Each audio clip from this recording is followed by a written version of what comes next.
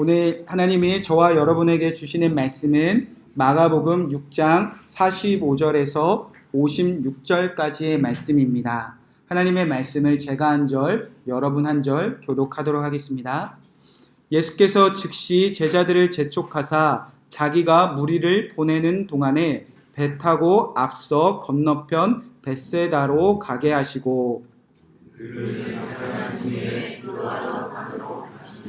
저물매 배는 바다 가운데 있고 예수께서는 홀로 무태 계시다가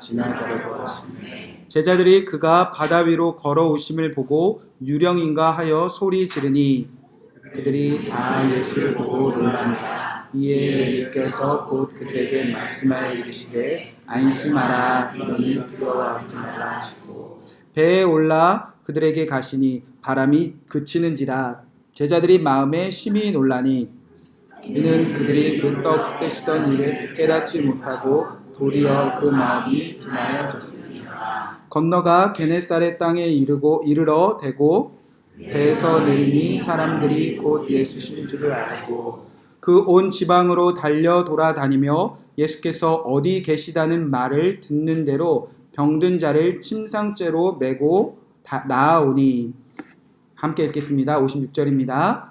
아무데나 예수께서 들어가시는 지방이나 도시나 마을에서 병자를 시장에 두고 예수께 그의 옷 가라데라로 손을 대게 하시기를 간구하니 손을 대는 자는 다 성함을 얻으니라. 아멘. 하나님의 말씀입니다. 자리에 앉으시기 바랍니다. 오늘은 계속해서 마가복음 나의 복음 나의 그리스도 마가복음 강해 설교를 진행하도록 하겠습니다. 오늘은 마가복음 6장 45절에서 56절 말씀 제자들이 깨달아야 하는 일이라는 말씀 제목 가지고 하나님의 말씀을 나누고 이 말씀이 예수 그리스도 안에서 저와 여러분에게 이루어지기를 함께 기도하도록 하겠습니다. 제가 좀 자랑 하나를 하려고 합니다. 제가 받은 선물이 하나 있는데요. 제가 여러분께 좀 자랑하고 싶습니다. 제가 이런 선물을 받았습니다. 제가 지난 주일 예배가 마지막 그 제자훈련 12주째 강의가 있었습니다. 그래서 이제 수고하셨다고 이제 제가 기다렸다가 이제 같이 이제 지켜보고 있다가 마지막 강의가 진행되는 걸 봤는데요. 수료하신 이 성도님들께 훈련자분들께 받은 선물입니다. 많은 제자훈련 수료식을 받고 제자훈련 받으신 수료생들이 강사님께 선물을 드리는 것을 제가 많이 봤는데 저는 이런 선물을 처음 보는 것 같습니다. 이렇게 수료생들이 텀블러에다가 교회 이름을 새겼는데요. 여기까지는 괜찮은데 아주 밑에다 자랑스럽게 2019년 그 교회 제자훈련 1기 본인 스스로 새기고 싶을 정도로 우리가 첫 번째입니다. 이렇게 자랑스러운 마음들을 새겨서 강사님과 도우미 그리고 서로가 이렇게 나누고 저에게도 이게 선물을 주셨습니다. 그 밑에다가 1기 그러니까 본인이 생각해도 참 기특하다라는 생각이 있는 거죠. 주님이 저희 교회 이름이 더 처치입니다. 이름 없는 교회이죠. 그냥 그 교회라는 이름인데 이 이름 없는 작은 교회를 세우셔서 하나님께서 어떤 일을 이루기 원해서 우리 작년에 이 위례 땅에 교회를 개척하게 하셨을까 기대감도 있었고 때로는 두려움도 있었는데 감사한 마음이 있었습니다. 스스로 우리가 첫 번째 제자가 되었습니다. 라고 이렇게 자랑스럽게 스스로 새길 수 있는 제자를 세워가시는 것을 보면서 하나님께서 이 교회를 통해서 제자를 세워가시는 그 뜻을 깨닫고 감사한 마음이 들었습니다. 너무 부러워하실까봐 이제 넣어놓고 네 수고하신 우리 윤미라 권사님 그리고 우리 박유리 집사님 그리고 수료생분들 뒤에서 함께 기도해 주신 모든 성도님들께 감사를 드립니다. 제가 지난 한 주간 이제 제자훈련 수료식을 앞두고 이분들의 간증문을 받아서 이제 읽어보게 되었습니다. 이 네 분이 시작하기 전부터 그리고 제자훈련 받는 기간 동안 그리고 이 수료하는 그 순간까지 이 네 분의 성도들의 마음 안에 공통되는 마음이 담겨져 있는 것을 제가 깨닫게 되었습니다. 이분들 안에 왜 자꾸 제자훈련 받으라고 하지요? 라는 질문이 있으시더라고요. 특히 우리 성도님들 중에 최혜진 성도님이라는 아주 솔직한 성도님이 계신데요. 이분의 간증문에는 그 마음이 아직 솔직하게 담겨져 있었습니다. 제가 대신해서 잠시 읽어드리도록 하겠습니다. 오 하나님, 느낌표 2개 찍혀 있었어요. 제자 훈련이라니요. 아직 저는 새 신자예요. 제가 꼭 해야 할까요? 제 주변에 모태신앙 지사님도 아직 제자 훈련 안 받으셨다고 하던데 도대체 목사님은 저한테 왜 그러시는 거죠? 목사님이 강사님 계실 때 받아야 한다고 하셔서 울며 겨자 먹기로 제자훈련 책에 이름 석자를 넣었습니다. 최혜지 성도님뿐만 아니라 우리 함께 제자훈련 수료 받으신 분들, 아마 여러분 제자훈련 수료 받으실 때 기억나실지 모르겠지만 자꾸 준비 안 된 나에게 재촉하듯이 급히 왜 이렇게 빨리 제자훈련 받으려고 하는가, 나는 아직 준비가 안 됐는데 왜 이렇게 빨리빨리 제자훈련 받기를 왜 이렇게 재촉하는가, 그런 마음이 있었다는 겁니다. 아마 제자훈련 받으신 분들 다 기억하시겠지요. 여러분, 그런데 여러분에게 그렇게 빨리 제자훈련 받으라고 재촉하는 분이 이 목사도 아니고 권사님도 아니고 집사님 아닌 거 다 알고 계시지요? 여러분에게 그렇게 빨리 누군가를 통해서 제자훈련 받으라고 재촉하시는 분이 누구십니까?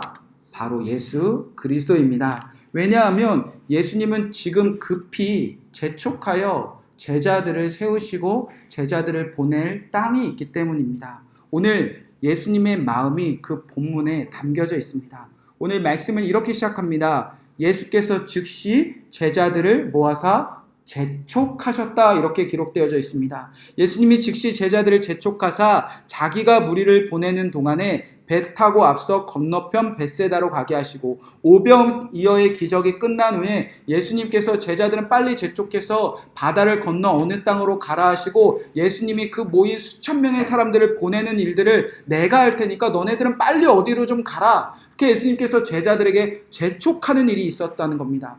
이 마가복음서에는요, 이 즉시, 곧 이런 단어들이 상당히 많이 등장합니다. 우리나라 말로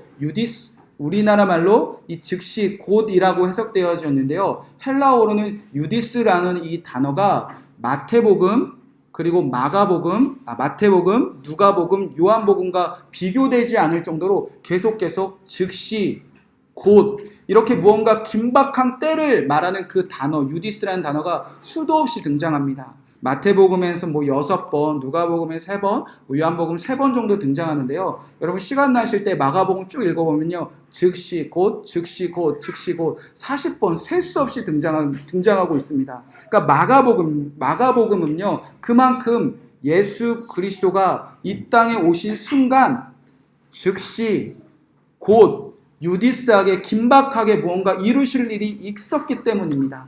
바로 하나님 나라입니다.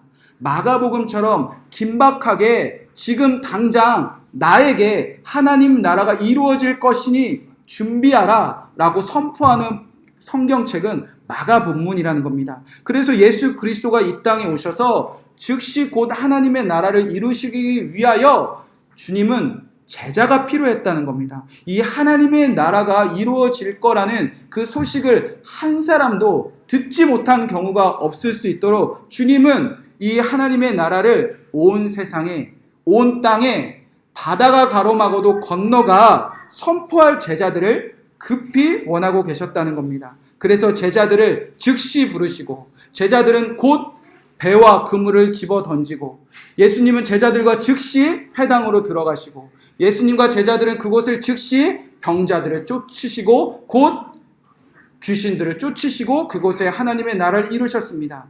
예수님은 제자들과 즉시 끊임없이 곧 온 땅을 돌아다니면서 하나님의 나라를 선포하고 계셨다는 겁니다. 그래서 오늘 본문에서도 예수님은 즉시 제자들을 재촉하사 바다를 건너가라, 이 오병이어의 기적 후에 수많은 사람들을 내가 집에를 돌려보낼 테니 그 일은 신경 쓰지 말고 너희들은 바다를 건너가라 하셨다는 겁니다. 그래서 45절 후반부에 보면 배 타고 앞서 건너편 벳사다에 먼저 너희들이 가라, 주님께서는 제자들을 그 땅으로, 그 사람들에게로 파송하셨다는 겁니다.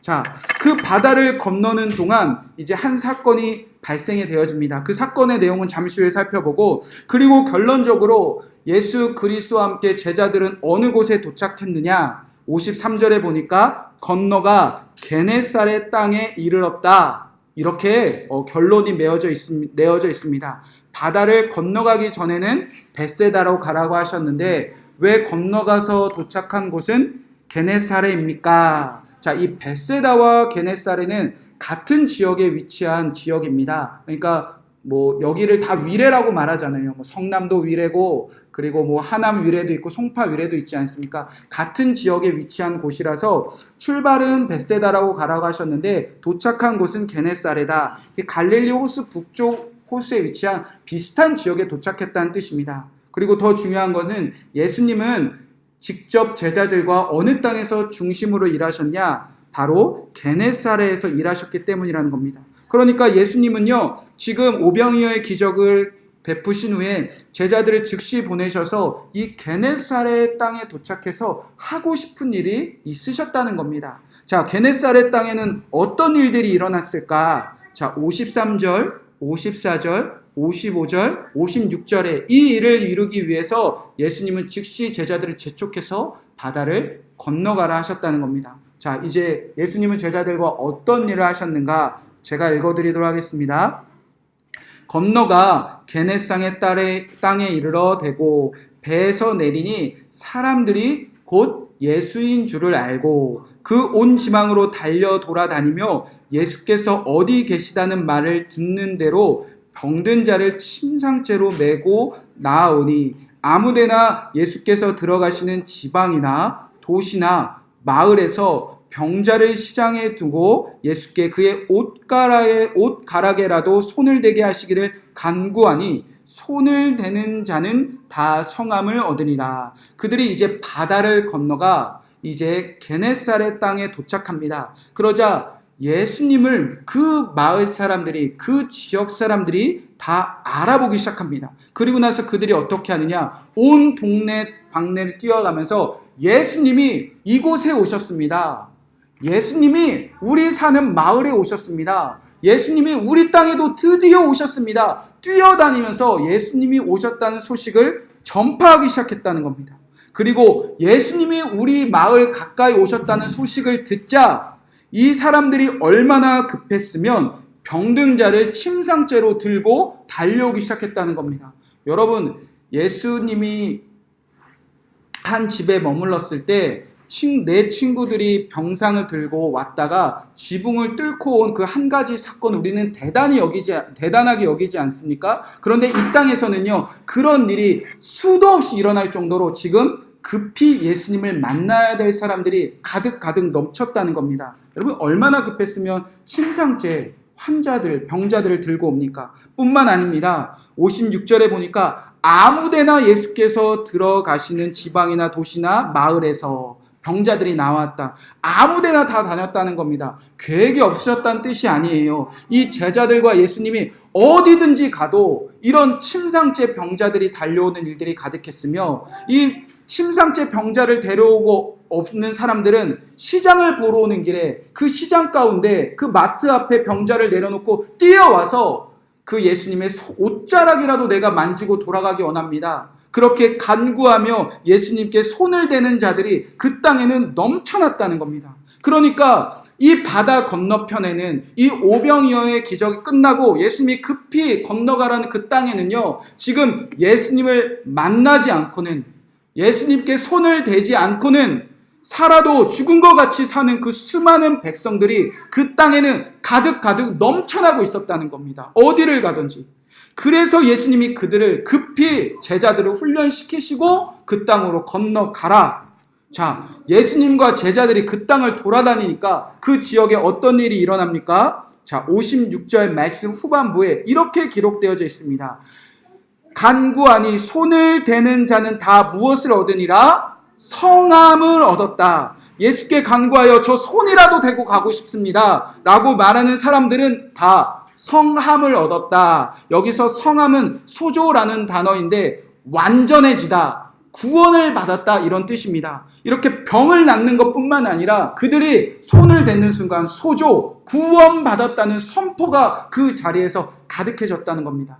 여러분, 그 당시에 병이 들었다는 것은 구원받지 못했다, 정죄함의 대상이었습니다. 얼마나 죄를 많이 지었으면 이방인들이나 걸리는 병에 들었을까? 너는 이제 하나님의 나라의 백성 아니야. 너는 우리나라에서 쫓겨나야 돼. 너는 병자야. 그렇게 그들을 무시하고 그들을 정죄하고 그들은 이제 구원받지 못한 백성이라고 손가락질 받았던 시대였습니다. 그런데 그들이 대제사장 예수 그리스도 안에서 손을 대기 시작하자 병이 나았다. 이들이 이제 하나님의 나라 백성으로 완전해지고 구원받았다는 뜻입니다. 그러니까 예수님이 즉시 재촉하사 바다를 건너가신 이유는 지금 바다 건너편에는 예수님 만나지 않고는, 예수님을 만나 그에게 대제사장에게 손을 대지 않고는 구원받지 못할 수많은 사람들, 수많은 그 백성들이 넘쳐나고 있었다는 겁니다. 자, 그래서 예수님은 제자들을 즉시 재촉하여 건너가시라고 명령하셨다는 겁니다. 자, 이제 여러분에게 질문을 드립니다. 오늘 제자훈련 수료하신 우리 수료생분들, 그리고 이미 제자훈련 받으신 여러분들에게 질문을 드립니다. 만일 오늘 예수님이 여러분에게 즉시 재촉하십니다. 바다를 건너가자. 저 바닷가에는 나를 만나지 않으면, 제자를 통해서 예수님 만나지 않으면 오늘 구원받지 못하는 그 수많은 사람들이 저곳에 가득하니 나와 함께 건너가자라고 명령하시면, 여러분 어떤 바다라도 건너가 그 병자들에게, 그 구원받지 못한 사람들에게 예수님을 전할 제자로 살아갈 여러분 오늘 준비가 되셨습니까? 여러분, 누군가 오늘 예수님 만나지 않으면 구원받지 못하고 죽어갈 사람들이 있다면 제자들아 건너가자라고 명령하신다면, 예, 제가 그 바다 건너가겠습니다. 그리고 그들을 예수님 만나는 통로가 되겠습니다. 여러분, 그럴 준비가 되셨습니까? 제가 이번 한 주간 가족들과 저희 아내와 새 아이를 데리고 이제 베트남에 다녀왔습니다. 베트남에 가니까요, 이 그랩이라는 핸드폰 앱을 통해서 이제 택시나 이제 개인 그 승용차들을 통해서 제가 이동을 했는데, 제가 타는 택시나 개인 승용차마다 이제 한 가지 공통된 특징이 있었습니다. 모든 차 안에 이제 운전사 옆에 가운데 그 중앙에 모든 차 안에는요, 이렇게 우상을 새겨서 거기에 딱 올려놓더라고요. 불상이던 뭐 달마상이던 그들이 섬기는 우상들이, 조각상들이 다 차마다 옮겨져 있더라고요. 그런데 그 중에 하이라이트가 있었는데, 기억에 남는 불상이 있었어요. 금으로 된 불상 하나가 있고, 이 불상을 중심으로 한 수십 개의 손을 이렇게 펼쳐져 있더라고요. 그래서 손이 따다단 뭐 수십 개의 손이 있는데, 여러분 차에도 태양열로 뭐 이렇게 차가 움직이면 막 강아지가 막 이런 것도 있고 막 새싹이 이런 것도 있잖아요. 근데 이 차는 움직일 때마다 이제 살아있는 우상처럼 선풍기처럼 손이 50개가 이렇게 막 이렇게 돕니다. 여러분의 우아한 것보다 100배 넘게 저희 첫째 아들 11살 병민이가 우와 아빠 나 저거 사줘 이럴 땐 흥분하면 안 됩니다. 그래서 제가 흥분을 가라앉히고, 야, 예수님 믿는 사람이 좀 벌써 손이 여기까지 올라왔지만 손을 이렇게 내려놓고, 예수님을 믿는 사람이 저런 우상이 불상이 뭐가 필요하냐 할 때, 멋있잖아, 사주세요, 기념품까지 사주세요. 그러고 있는데 저희 둘째 딸 수민이가 똘똘해요. 얘가 저를 도와주더라고요. 저한테 이렇게 말해요. 오빠 저거 믿으면 지옥 가. 오빠 예수님 믿으면 천국 가. 오빠 저거 사고 지옥 갈 거야? 라고 물어보더라고요. 여러분 9살짜리 애도 알아요. 여러분 이건 분명한 사실입니다. 그리고 또 한 가지 사건이 있었는데, 제가 호이안이라는 곳에 가봤습니다. 길거리에서 노점상이 있었는데 저희 아내가 그 바나나 크레페, 초콜릿 범벅이 된 그 크레페를 이제 아들과 한쪽에서 사고 있고, 저는 이제 막둥이가 좋아하는 통오징어, 통문어를 이제 사기 위해서 이제 노점상 둘이 이렇게 옆에 서 있었어요. 그래서 문어가 굽는데 시간이 오래 걸리니까 전 기다리고 있는데 이제 아들의 크레페가 먼저 완성이 돼서 저한테 하나 입에 넣어줬는데 제가 입맛이 까다로운 게 아니라 정말 맛이 없더라고요. 그래서 맛이 없어서 맛없어 그러고 있는데 이제 문어를 기다리고 있는데 저희 아내 입맛을 제가 더 잘 알거든요. 근데 자꾸 고액 지폐를 하나 막 계속 달라는 거예요. 왜 그랬더니 저 크레페를 좀 더 사겠다. 맛없다 사지 마. 아니야 살 거야. 맛없다니까 막 신나는데 그냥 줘. 막 짜증을 내길래 좀 고액의 그 베트남 돈을 줬습니다. 그러고 나서 뭐 하나 이렇게 살펴보니까 그 파는 그 노점상 그 분하고 이제 말도 안 되는 서로의 영어로, 저도 영어를 잘 못해요. 아무튼 말도 안 되는 영어로 하는데 my baby 3, you baby 3, 막 쌤 막 서로 막 이제 하나가 된 거예요. 이 애가 셋이라는 이유로. 그러면서 그때부터 저희 아내가 무엇을 하는가 제가 잘 지켜봤더니 you baby 셋 아무튼 막 이런 얘기 하다가 결론은 다 똑같은데 you me 쌤 다른 거 하나 막 이렇게 얘기해요. 그랬더니 I believe Jesus 딱 한마디 하더라고. Do you know Jesus? 그랬더니 I don't know 막 이렇게 I believe Jesus. Jesus die. Jesus cross 피 막 철철 막 이러면서 복음을 막 전하기 시작하는 거예요. 그래서 제가 목사인데도 그만하라고. 저희 딸들이 엄마 왜 저래? 엄마 왜 저러는 거야? 아빠 좀 말려. 그 베트남 그 사람 수많은 판에서 진짜 막 흥분하며 튀기면서 막 복음을 전하더라고. 그러면서 아까 그 고액 한 건을 이제 크레페 하나로 바꾸면서 한마디 하더라고요. 뭐라 그랬지? 저도 영어 잘해. 예수님이 당신을 사랑하십니다. 그 얘기를 Jesus love you. Jesus love you. 한마디라면서 고액 지폐권을 주고 크레페를 가져와서 크레페는 먹지 않고 저한테 주더라고요. 여러분, 제가 베트남 선교 가서 이런 얘기 하는 게 아니라 여러분, 중간지대가 없습니다.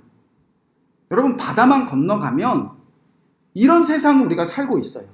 우리가 주변에 여러분 좋은 교회 다니고 제자훈련 받고 그리스도인들이 가득한 곳에서 살아가고 있으니까 우리가 잘 몰라서 그러는데요. 예수님 믿는 남편을 만나고 예수님 믿는 친척들을 만나고 예수님 믿는 부모님을 만나고 우리가 주일에 이곳에 모여 있어서 잘 모르는데요. 여러분 분명합니다. 여러분 예수님 믿으면 구원받고 예수님 믿지 않으면 구원받지 못하고 중간지대가 없습니다. 우리가 그러한 시대에서 예수님 믿고 살아가서 우리가 먼저 제자가 되었습니다. 그러면 우리가 조금만 믿음의 눈을 열어서 우리 가족을 바라본다, 우리 이웃을 바라본다, 이 나라와 열방들을 바라본다. 여러분 그러면 우리가 왜 그렇게 예수님께서 급히 재촉하여 제자훈련 받으라고 하신지 우리가 알 수 있습니다.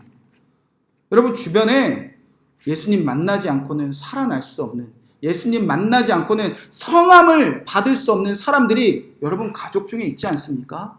어쩌면 이 교회 안에도 있지 않습니까?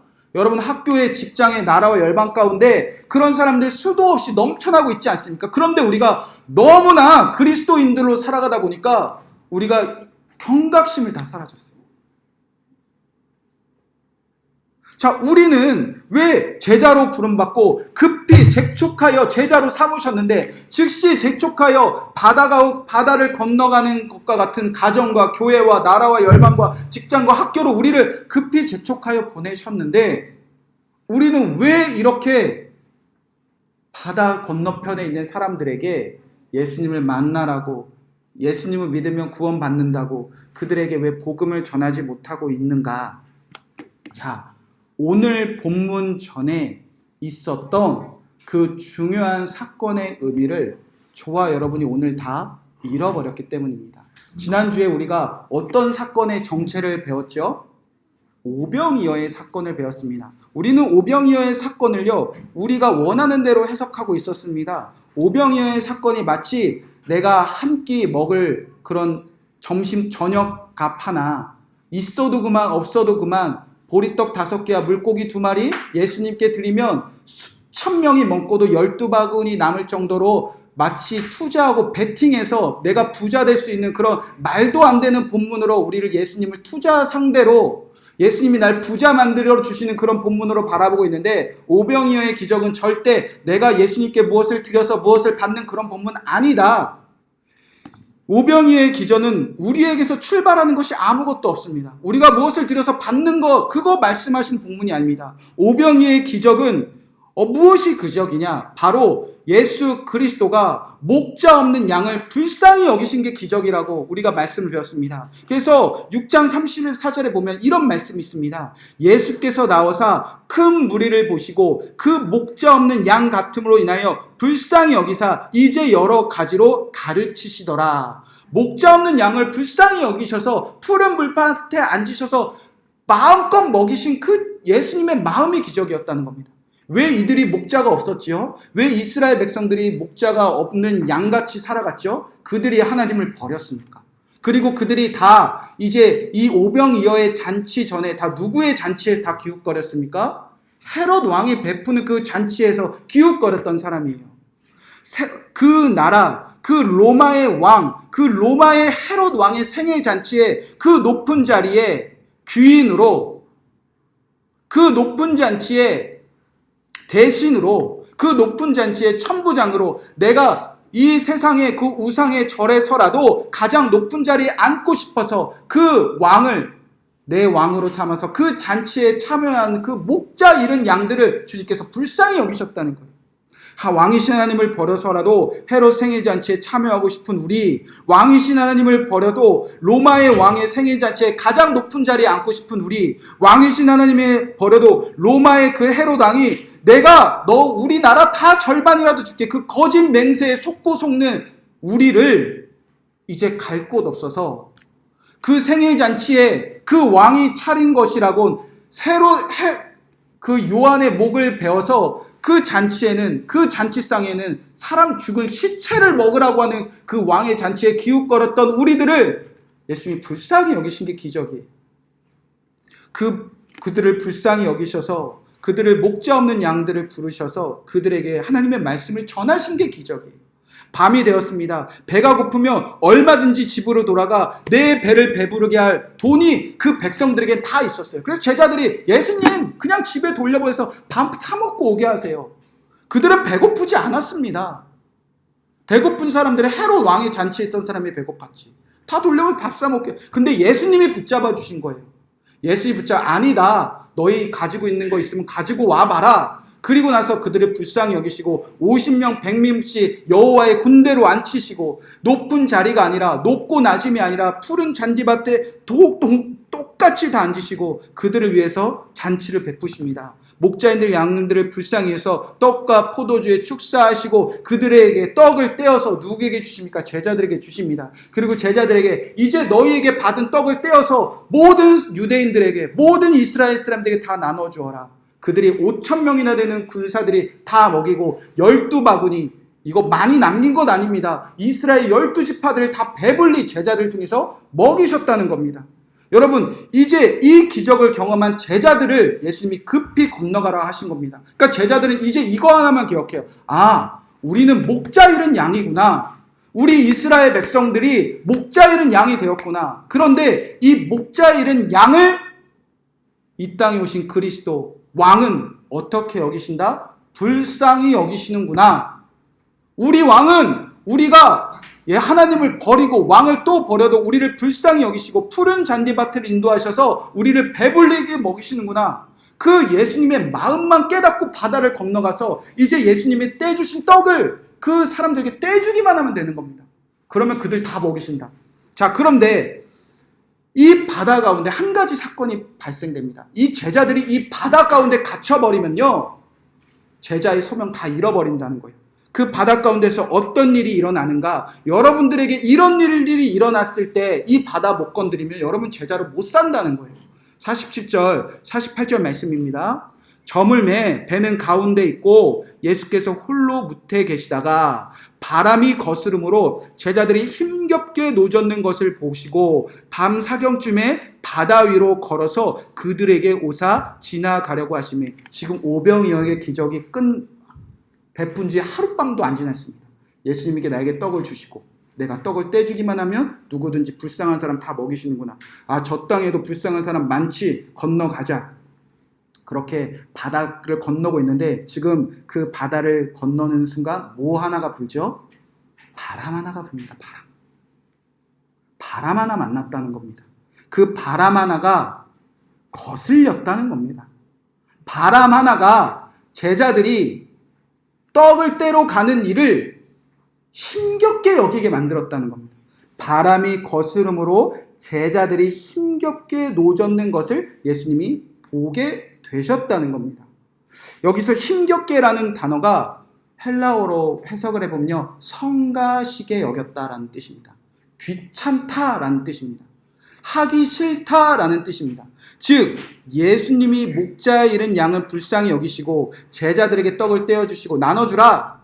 자, 저 바다 건너편에도 목자에 잃은 양들을 불쌍히 여기시고 자, 이제 떡을 떼러 제자들에게 가자. 근데 제자들이 바람 하나 부니까 아유 귀찮네. 아유 뭐하러 가냐. 아 힘겹네. 왜 내가 가야 돼. 그런 마음 바다 가운데 갇히게 되었다는 겁니다. 여러분, 예수님의 제자라는 우리들의 마음이 이런 바다 가운데 갇힐 때가 한두 번입니까? 예수님이 누군지 다 아시지요? 예수님이 즉시 재촉하여 제자훈련 받게 하신 이유도 다 아시지요? 예수님이 불쌍히 여기신 사람들이 여러분의 가정과 교회와 나라와 열방 가운데 수도 없이 넘쳐난다는 거 모르는 사람들이 있습니까?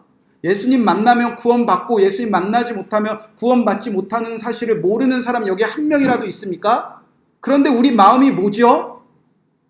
힘겹다, 귀찮다, 성가신 일이다. 우리 그 바다 가운데 다 갇혀있지 않습니까? 왜? 바람 하나 만나면 바람 하나에 마음 다 빼앗겨버린다는 거예요. 여러분의 인생에 바람 만나시죠? 어떤 한 사람이 바람이 되어 제자로 살아가는 우리의 삶을 거슬리기 시작합니다. 때로는 남편이 바람이 되기도 하고요. 아내가 바람이 되기도 하고요. 부모님이 바람이 되기도 하고요. 자녀들이 바람이 되기도 합니다. 오늘 교회 가서 열심히 예배해야지. 그 바다를 건너오는 순간 바람 하나 불면 우리 다 힘겹게 여기잖아요. 우리 교회 목사님 한 분이 나에게 바람처럼 내 마음을 거스르기 시작합니다. 누군가 내게 던진 말 한마디가 바람이 되어 제자의 삶을 거스르기 시작합니다. 내 삶에 일어난 문제나 환경이나 어떤 심각한 일들이 바람이 되어 내 마음에 거슬리고 그 바람 하나가 내 마음에 거슬리면 우리는 다 그때부터 예수님이 건너가 저 불쌍한 사람들에게 떡을 떼어주자 제자들아, 그 일을 성가시게 여기기 시작했다는 겁니다. 그리고 우리는 그럴싸하게 포장해 버립니다. 이것 때문에 못해요. 저것 때문에 못해요. 귀찮아서 안 하는 일들을, 성가셔서 안 하는 일들을, 그 내 마음속에 있었던 일들을 수많은 일들로, 수많은 더 중요한 일들로 포장해내며 힘겹다, 하기 싫다 말해버리고 그 마음 예수님께 들켜버리면, 그 마음 누군가에게 들켜버리면 우리는 뭐라고 말하죠? 아, 귀신 같네. 소리치지 않습니까? 여러분, 그런 사건 지금 일어나는 거예요. 여러분, 그날의 바람은 심하지가 않았습니다. 여러분, 바람은 크고 작은만 있을 뿐이지 공기의 흐름이 바람이라면 24시간 365일 여러분에게 거스리는 바람은 끊임없이 일고 있는 겁니다. 우리 주변에 불고 있습니다. 제자들에게도 바람이 이날만 분 게 아니라 24시간 360일 그들에게 바람은 불고 있었습니다. 더군다나 제자들 중에는 태어날 때부터 그 바람을 이기고 이 바다를 언제든지 건너갈 수 있었던 어부들이 그 가운데 있었습니다. 지금 성경 속의 바람은요, 큰 파도가 일고 풍랑을 만났던 바람이 아니었습니다. 예수님이 그들을 시험하시려고 일으킨 바람도 절대 아니었습니다. 언제나 불었던 바람이었는데 그 바람 하나가 마음에 거슬렸고 그 바람이 불어서 오병이의 그 기억 끝나고 떡을 떼면 얼마나 기쁜 일이에요. 가서 떡만 떼면 되는데 아유 왜 가야 돼, 아유 하기 싫어, 아유 짜증나, 아유 성가셔. 그때 저기서 귀신같이 내 마음을 아는 한 사람 오셨다는 거예요. 그가 누구죠? 예수 그리스도. 마음 들켜버렸다는 거예요. 그래서 그렇게 소리 지르습니다. 48절 말씀에 보면 바람이 거스리고 제자들이 힘겹게 노젓는 것을 보시고 밤 사경중에 바다 위로 걸어 그들에게 오사 지나가려고 하심에 제자들이 그가 바다 위로 걸어오심을 보고 유령인가 하여 소리 지르니. 자, 말씀 잘 보세요. 노젓는 힘겹게 하기 싫어. 근데 바다 위로 걸어서 그들에게 오사 그냥 지나가려고 하셨다는 겁니다. 그런데 제자들이 그 순간 그런 마음이 가득할 때, 하기 싫다는 마음이 가득할 때 귀신같이 나타난 예수님을 보고 소리 질렀다는 거예요. 그들이 다 예수를 보고 놀람이라. 이에 예수께서 곧 그들에게 말씀하여 이르시되 안심하라 내니 두려워하라 마시고. 예수님이 제자들에게 귀신이라고 소리진 진짜 이유가 무엇인가? 잠시 예수님이 기도하시나 자리를 비운 사이에 그 잠깐 찰나의 사이에 제자의 소명을 다 잃어버린 그들의 마음을 다 들켜버렸기 때문입니다. 여러분 잘 생각해 보세요. 예수님이 바다 하나 건너오시는 일이 그들이 이제 놀랄 일이 아니었습니다. 왜냐하면 마가복음 4장에 보면 그들이 풍랑을 만났을 때 예수님께 바다 밑에서 주무시고 계셨습니다. 배가 깨질 위기에 있었습니다. 그때 예수님을 깊이 제자들이 깨웠습니다. 그때 예수님께서 풍랑을 잠잠하게 하시고 바람을 잠잠하게 하시고 파도를 잠잠하게 하셨습니다. 그때 제자들이 놀라서 소리칩니다. 아, 예수님이 누구시길래 바다도 바람도 순종하는가? 이미 경험했던 일이에요. 이것만 경험했습니까? 죽은 자 살리신 거를 보았거든요. 귀신을 쫓는 거 보았거든요. 병든 자가 일어나는 거 보았거든요. 그렇게 성경적인 지식을 자랑하는 유대인들이 꼼짝 못하는 거 보았거든요. 그리고 이제 예수님께서 나에게 권능을 주셔서 내 손으로도 귀신을 쫓고 병든 자들을 낫는 경험들을 했거든요. 예수님이 바다 하나 건너오는 것 소리칠 일이 절대 아니었다는 겁니다. 이들이 소리친 이유는 그렇게 수많은 기적을 경험하거든. 그리고 저렇게 수많은 기적을 기다리는 사람들에게 가고자 하는 그 예수님의 마음을 알면서도 이 짧은 순간 이 바람 하나에 그 마음 다 빼앗겨버린 그 순간 예수님이 나타나서 놀랐다는 겁니다. 그래서 이제 51절 52절 말씀에 예수님이 이 말씀하십니다. 배에 올라 그들에게 가시니 바람이 그치니라. 제자들의 마음에 심히 놀랐다. 아, 예수님 내 마음 다 들켜버렸네. 예수님이 그래서 이 말씀하시는 겁니다. 이는 그들이 떡 떼시던 일을 깨닫지 못하고 도리어 그의 마음이 둔하여 졌음이더라. 너네 믿음 없다. 너네 왜 하기 싫냐? 이런 말씀은 왜 떡 떼던 일을 깨닫지 못하느냐? 왜 내가 목자 없는 양들을 불쌍히 여겼던 그 기억들을 왜 잊어버렸느냐? 예수님은 그것 때문에 지금 속상해하고 계시다는 거예요. 그리고 그 마음 들켜버린 사람들은 놀라버렸다는 거예요. 바다를 건너가자 바람 하나 불고 바람 하나 불자 예수님이 주신 마음 다 잃어버리고 그놈의 스쳐가는 바람 하나에 예수님이 나에게 떡을 떼주셔서 그 불쌍한 사람들 다 먹이셨던 그 사랑을 잃어버렸다는 거예요. 그때 제자들의 마음이 둔해졌다. 포로 돌을 뜻한다는 겁니다. 제자들의 뜨거웠던 마음이 바람 하나 불자 순간 딱딱하게 돌덩이처럼 굳어졌다는 겁니다. 성경은 제자들의 마음을 그렇게 표현합니다. 떡을 떼시던 일을 깨닫지 못하니 그들의 마음이 돌처럼 굳어졌다. 여러분을 제자로 부르셨습니다. 급히 재촉하여 제자로 부르셨습니다. 오늘 제자훈련 수료식을 보면서 여러분은 오늘 어떤 것을 느끼고 어떤 것을 깨닫고 계십니까? 한 분이 직장에서 이번에 제자훈련 숙제를 하고 있는데 어떤 친한 분이 오셔서 제자훈련 숙제하고 있는 자기한테 물어보더래요. 뭐해? 그랬더니 제자훈련 숙제예요. 아, 제자훈련? 아, 그래, 지금 너 열심히 할 때지. 이렇게 물어보시죠. 너 지금 열심히 할 때구나. 나도 다 했었어. 그런데 아니야, 열심히 해. 그러고 돌아가셨대요. 오늘 여러분 제자훈련 수료 바라보시면서 마치 좋을 때다. 아, 나도 그럴 때가 있었지. 나도 한때 뜨거웠었지. 그런데 어느새 딱딱하게 굳어버린 마음으로 이곳에 앉아 계신 제자들은 없으십니까? 여러분의 마음이 돌덩이처럼 굳어버릴 뿐만 아니라 여러분 손에 떼어주신 그 떡덩이들이 누군가에게 줘도 이제 먹을지도 못할 딱딱한 돌덩어리가 되어 이제 누구에게 떼주지도 못할 돌덩이 갖고 있는 여러분 안 계십니까? 도대체 어떤 바람이 불어서 여러분의 마음이 제자로 살아가는 것을 거스리게 하고 있습니까? 도대체 어떤 마음이 불어서 여러분이 제자로 사는 것을 귀찮게 여기고 있습니까? 도대체 어떤 바람이 불어서 죽어가는 저 사람들에게 떡을 떼어 살리는 일을 귀찮고 성가시고 하기 싫고 왜 나한테 시키세요? 라고 말하며 그 마음 들켜버리면 예수님께 화내며 짜증내는 마음으로 살아가고 만들어버리는 그 바람이 도대체 무엇입니까? 여러분의 삶 속에 바람 안 분 적 있습니까?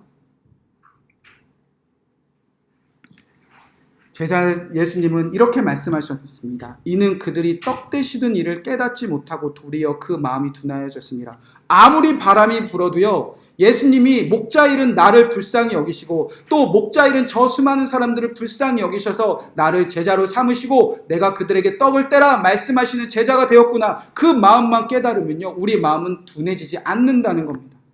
바람이 둔해지게 만드는 게 아니라 불쌍히 여기는 그 마음 잃어버리면 지금 우리 다 돌덩이처럼 굳어졌다는 거예요. 우리 마음도 우리 여러분에게 떼어주신 그 떡들도 아무도 못 먹어요. 저도 안 먹어요. 그 사람들도. 사랑하는 성도 여러분, 여러분에게 그 마음이 회복되는 주일 되시기를 주님으로 간절히 축복의 말씀을 드립니다. 오늘 이 네 분의 수료식이 아니라 여러분의 마음이 다시 뜨거워지는 그 제자 훈련의 수료에 참여하시는 여러분 되시기를 주님으로 간절히 축복의 말씀을 드립니다. 그리고 여러분 오병이어의 잔치를 기억하시기 바랍니다.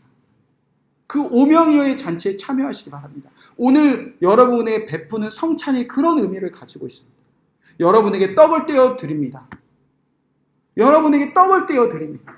불쌍히 여기셔서 떡을 떼어 드립니다. 이 떡은 나 혼자 먹는 것이 아니라 나도 이제 떡을 떼어 누군가에게 가기 위해서 이 성찬에 참여하는 겁니다. 예수님은 제자들에게 떡을 떼어 주라고 하시고 바다를 건너가라고 하셨습니다. 이 일에 순종했을 때 그 모든 사람들이 다 살아났습니다. 오늘 제자로 부르신, 재촉하여 제자로 부르신 여러분의 마음이 회복되는 주일 되시기를 주님의로 간절히 축복의 말씀을 드립니다. 예수님, 제 마음이 굳어버렸습니다. 제 마음이 둔해져 버렸습니다. 예수님, 제 손에 떼어주신 떡이 아무도 먹지 못할 정도로 딱딱한 돌덩이가 되었습니다. 그런 분이 계신다면 오늘 주님이 다시 그 떡을 떼는 일을 깨닫고 기억하시려고 떼주시는 성찬을 통해서 그날의 오병이어의 기적에 목자 앞에 푸른 풀밭에 앉아있는 그날로 다시 돌아가시는 여러분 되시기를 주님의 이름으로 간절히 축복의 말씀을 드립니다.